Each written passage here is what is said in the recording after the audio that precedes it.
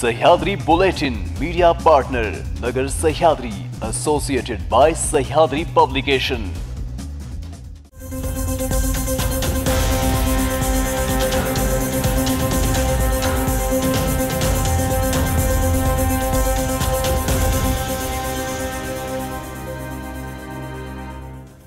नमस्कार, मी साक्षी। न्यूज 24 सह्याद्रीमध्ये तुमचं स्वागत। पाहूया राज्यातील महत्त्वपूर्ण बातम्यांचा आढावा सह्याद्री बुलेटिनमध्ये। पुणे जिल्ह्यातील दौंड येथील दौंड रासायनिक हाफ मॅरेथॉन 2024 स्पर्धेचे आयोजन करण्यात आले होते। दौंडचे आमदार ॲडव्होकेट राहुल कुल यांच्या हस्ते झेंडा दाखवून मॅरेथॉनला सुरुवात झाली। यावेळी सहभागी बालचमूंचा उत्साह वाढविण्यासाठी आमदार ॲडव्होकेट राहुल कुल हे स्वतः मॅरेथॉनमध्ये सहभागी होत 3 किलोमीटर धावले। कैलासवासी Subhash Anna Kul memorial charitable trust, rotary club of Kurkum, MIDC, blue brigade sport foundation Daund यांच्या संकुलन विद्यमानाने हाफ मॅरेथॉन स्पर्धेचे आयोजन करण्यात आले होते। या स्पर्धेमध्ये सुमारे 1700 स्पर्धक सहभागी झाले होते। येत्या काही दिवसातच लोकसभेच्या निवडणुकीच्या तारखा जाहीर होतील। त्या अगोदरच राजकीय पक्षांकडून विकासाच्या कामांच्या भूमिपूजनाचा धडाका सुरू केला आहे।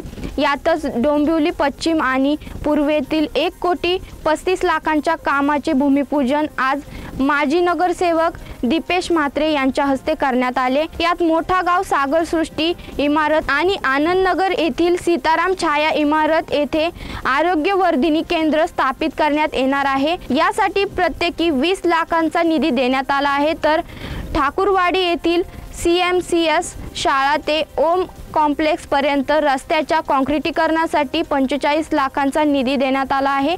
यासोबतच डोंबिवली पूर्वेतील इंदिरा गांधी चौकाच्या सुशोभीकरणासाठी 50 लाखांचा निधी देण्यात आला आहे। यावेळी दीपेश म्हात्रे यांनी बोलताना सांगितले की नागरिकांच्या सुविधेसाठी 2 आरोग्यवर्धिनी केंद्राचे भूमिपूजन आज करण्यात आले असून या आरोग्य केंद्राच्या माध्यमातून नागरिकांना 1 रुपयामध्ये आरोग्याच्या सुविधा मिळणार असल्याचं यावेळी दीपेश यांच्याकडून सांगण्यात आलंय। महाराष्ट्राचे लाडके मुख्यमंत्री एकनाथ शिंदे साहेब व या लोकसभेचे खासदार डॉक्टर श्रीकांत शिंदे साहेब यांच्या माध्यमातून आपण बघत असाल तर गेल्या महिनाभरापासून विविध विकास कामांचे भूमिपूजन या शहरामध्ये होत आहेत। आज देखील एक आनंदाची गोष्ट म्हणजे आरोग्यवर्धिनीचे 2 केंद्रांचं आज भूमिपूजन झालेलं आहे।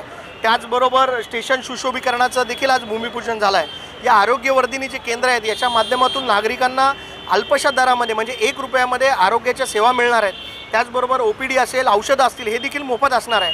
हे लोकांच्या आरोग्याची सेवा देण्याचं काम डॉक्टर श्रीकांत शिंदे यांच्या माध्यमातून होतं आहे। त्याचबरोबर हे स्टेशन सुशोभीकरणाचं काम आपण देखील आज सुरू केलेलं आहे। डोंबिवली स्टेशन जो परिसर आहे याच्यामध्ये 3 लाखहून जास्ती नागरिक रोज ट्रेननी प्रवास करत असतात। स्टेशनच्या बाहेर पडल्यानंतर त्यांना भकास असं वातावरण दिसतं, पण ते दिसू नये आणि स्टेशन परिसर सुसज्ज आणि स्वच्छ दिसावा याच्यासाठी मुख्यमंत्री एकनाथ शिंदे साहेब यांनी जी मोहीम राबवली डीप क्लिनिंग, त्याच्याच माध्यमातून हा निधी आपल्याला मिळालेला आहे।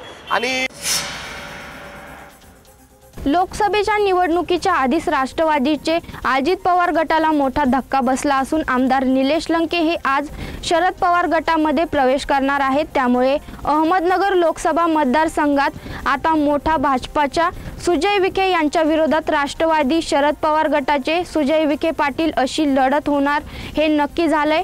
निलेश लंके हे पारनेरचे आमदार असून अजित पवारांचे अत्यंत विश्वासू म्हणून त्यांची ओळख होती। दक्षिण अहमदनगरमधून ते लोकसभेसाठी इच्छुक होते, पण अजित पवार गटाला 3 ते 4 जागा मिळण्याच्या चर्चेमुळे त्यांची चांगलीच अडचण झाली होती। आता शरद पवारांची साथ दिल्यानंतर ते लोकसभेचे उमेदवार असतील का अशी चर्चा आहे। भारतरत्न डॉक्टर बाबासाहेब आंबेडकर यांचं स्मारक आणि पूर्णाकृती पुतळ्यासाठी भाजप आमदार गणपत गायकवाड पाठपुरावा केला आहे असे बॅनरवर भाजप नेत्यांचे फोटो तर मुख्यमंत्री आणि शिंदे गटातील नेत्यांचे फोटो टाकणे टाळले। कल्याण पूर्वेतील महापालिकेच्या 5D प्रभाग क्षेत्र कार्यालयाच्या परिसरातील भारतरत्न डॉक्टर बाबासाहेब आंबेडकर यांच्या स्मारकातील पूर्णाकृती पुतळ्याचे मुख्यमंत्री एकनाथ शिंदे आणि केंद्रीय मंत्री रामदास आठवले यांच्या हस्ते करण्यात आले। दरम्यान या स्मारकाचा आणि पूर्णाकृती पुतळ्यासाठी भाजप आमदार गणपत गायकवाड पाठपुरावा केला आहे असे बॅनर भाजपाकडून लावण्यात आले असून बॅनरवर केलेल्या पत्रव्यवहाराचे फोटो भाजप आमदार गणपत गायकवाड यांचा फोटो, आमदार यांच्या पत्नी सुलभा गायकवाड यांचा फोटो आहे। तसेच उपमुख्यमंत्री देवेंद्र फडणवीस, केंद्रीय मंत्री कपिल पाटील, कॅबिनेट मंत्री रवींद्र चव्हाण यांचा फोटो सुद्धा आहे। तर मुख्यमंत्री शिंदे आणि शिवसेना नेत्यांचे फोटो लावले नाहीत, त्यामुळे पुन्हा एकदा या बॅनरची चर्चा होऊ लागली आहे। वंचित बहुजन आघाडीचे प्रमुख प्रकाश आंबेडकरांनी भाजपाच्या पक्षांतर्गत सत्ता संघर्षावर एक मोठं वक्तव्य केलं आहे। भाजपामधील काही लोकांना नितीन गडकरींची अडचण होत आहे, त्यामुळे ते गडकरींना बाजूला करण्याचा घाट घालताय। मात्र गडकरी बाजूला व्हायला तयार नसल्याने त्यांना अडवण्याचा कट भाजपाचे काही लोक रचत असल्याचा गौप्यस्फोट प्रकाश आंबेडकरांनी केलाय। यासाठी नागपुरातील काही अधिकाऱ्यांना पकडत त्यांच्याकडून गडकरींनी लाच मागितल्याचं वधवून घेण्याचा प्रयत्न असल्याचा गंभीर आरोप प्रकाश आंबेडकरांनी केलाय। ते काल रात्री अकोल्यात मुस्लिम समाजाच्या एक बैठकीत बोलत होते। सह्याद्री बुलेटिन मध्ये घेऊया छोटीशी विश्रांती। रोखोक पत्रकारिता, निर्भीड बाणा आणि कणखर भूमिका, महाराष्ट्राचा सखा, सत्याचा पाठीराखा, शब्दांचं सामर्थ्य, विश्वसनीयतेची उंची, न्यूज 24 सह्याद्री। विश्रांतीनंतर तुमचं पुन्हा एकदा स्वागत। पाहूया पुढील बातम्या।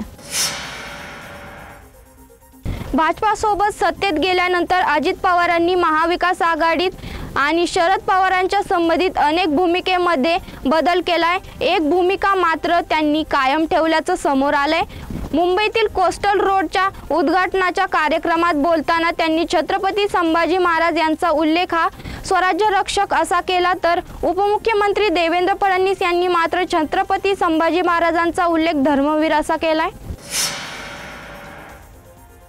देशातील लोकसभेच्या निवडणुका या 18 मार्च किंवा त्यानंतर जाहीर होण्याची शक्यता असून येत्या 15 मार्च रोजी निवडणूक आयोगाची महत्त्वाची बैठक होणार असल्याची माहिती समोर येत आहे।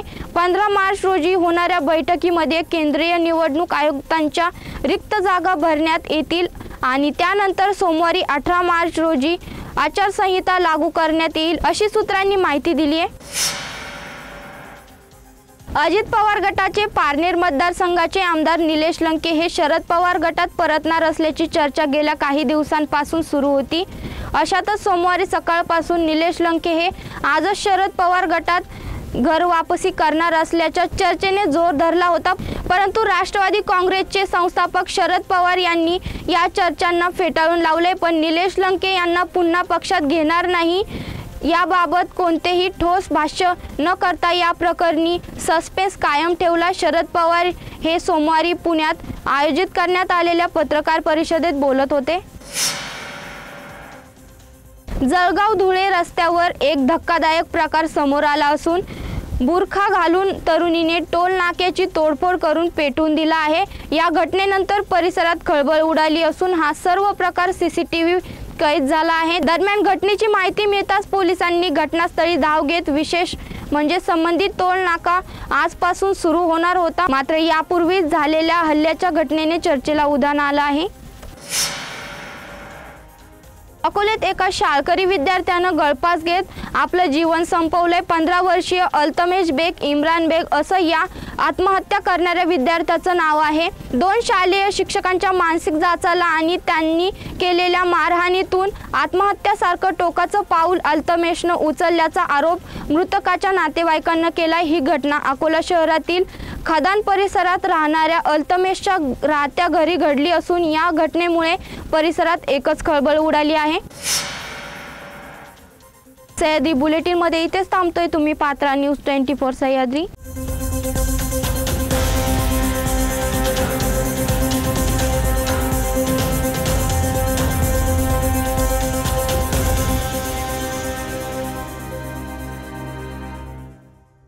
शब्दांचं सामर्थ्य, विश्वसनीयतेची उंची. न्यूज 24 सह्याद्री.